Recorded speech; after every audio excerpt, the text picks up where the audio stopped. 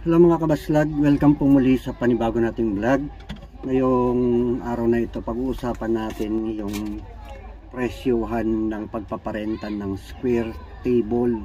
Arkilahin din ba siya? So pag sinabing square table, 4 seaters po yun.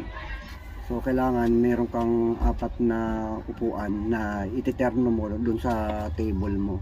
Unahin mo natin yung tanong na arkilahin din ba yung 4 seaters na square table. Para sa akin, hindi siya ganun ka-arkilahin, pero hindi pa rin mawawala, hindi pa rin masisiro. Siguro sa loob ng isang taon, siguro mga 6 na beses lang siya na-arkila. Pero minsan kasi may mga arkilan niya na talagang maganda rin ang kitaan, maramihan. Kagaya nitong arkila sa akin ngayong February 10, may arkila sa akin ng square table na 22 pieces. Ang kagandahan doon kasi 5 days rent siya. Tatalakayin ko rin yan, papaano kung 5 days rent. Ibig sabihin, hindi lang isang araw na pagka diniliver mo ngayon, after 24 hours, pipick upin mo na siya, hindi ganun, kundi after 5 days pa. Papaano ako nagpipresyo sa ganun. Ang sasagutin muna natin, yung tanong na, magkano yung parenta ng square table. Mga kabaslag, ang parenta ng square table, sa table lang ay 100 na siya pagka walang cover. Pero pagka may kasama na siyang cover, 140 pesos. Kapag kasama yung mga chairs, so 4 ang chairs ng bawat table. So sa 4 na chairs, 60 pesos na agad kapag walang cover. So meaning kung parehas walang cover ang table at saka yung 4 na chairs, 160 pesos. Pero pagka mayroong cover yung table, so 200 pesos lang yon. Kapag may cover na yung table, may cover pa yung chairs, pumapatak siya na 240 pesos. Pagka may ribbon, bukod pa yon, pumapatak na siya ng 260 pesos.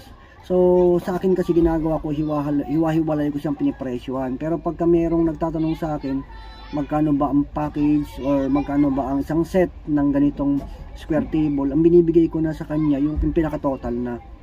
Ngayon kapag marami talaga, nagbibigay ako ng discount. Pwede ko magbigay ng discount na 2,000. So depende na rin sa atin kung paano tayo magbigay ng discount. Paano naman ako magpresyo kapag 5 days rent, kagaya ngayong February, merong magre-renta sa akin ng 5 days rent. Ang ginagawa kong pagpipresyo, kinukompute ko muna lahat.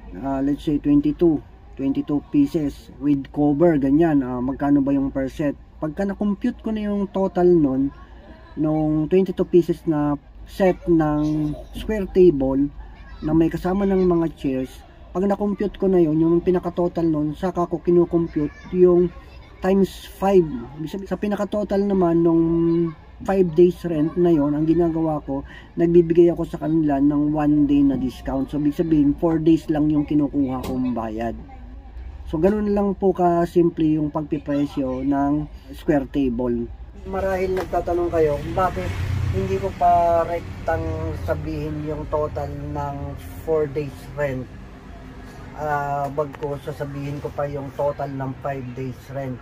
Kasi syempre diskarte ko, kumbaga marketing strategy natin yan na kailangan makita din ng customer yung kabuuang halaga na medyo malaki-laki, para pagka tinapyas mo na yung 1 day, ang laki palang bagay, matutuwa din talaga yung mga customer natin. Syempre pagka nagninegosyo ka, lalo pag nasa sales ka, kailangan meron kang mga marketing strategy gagawin. Isa pa guys, depende din pala yun yung presyuhan po natin ng square table ay depende po yan talaga sa lugar. Dito sa Antipolo, okay lang yon, applicable siya. Pero meron ding ibang mga nagtitables in chairs dito na mas mababa sa kanila ang presyo. Gaya nga nung sinasabi ko sa inyo, yung presyo ko rito na sa square table 100 pesos, wala pang cover yon. Doon sa Nueva Ecija, presyuhan na sa kanila ng long table yung 100 pesos. So magkakaiba talaga. Magbase pa rin talaga tayo ng presyo natin kung saan na tayong location na nakabase. Ayan guys, hanggang dito na lang aking vlog. Salamat ng marami sa panonood. Huwag nyo naman kakalimutan na mag-like, share, and comment. At pag-subscribe na rin sa mga ngayon pa lang nakadaan sa aking channel.